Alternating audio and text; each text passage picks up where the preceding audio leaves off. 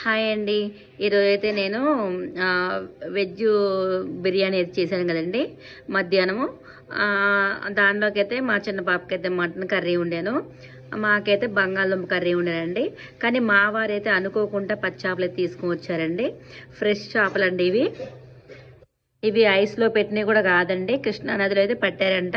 ఇక్కడ మార్కెట్ దగ్గర అమ్ముతున్నారంట. ఫ్రెష్గా అప్పుడే వాళ్ళలో పట్టుకొని వచ్చారంట అండి. ఆయన ఇంకా అవి చూసి తీసుకొని వచ్చారండి.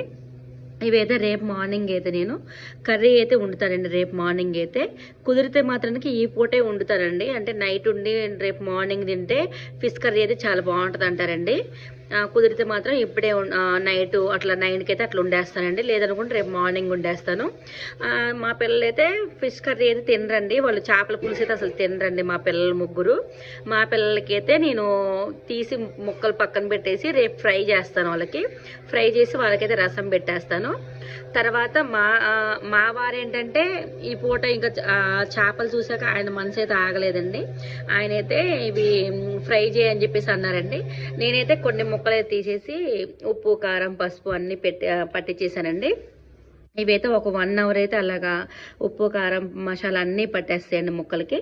నేనైతే డీప్ ఫ్రై చేస్తానండి. డీప్ ఫ్రై చేశాక నేను వీడియో అయితే పెడతానండి. ఓకేనండి.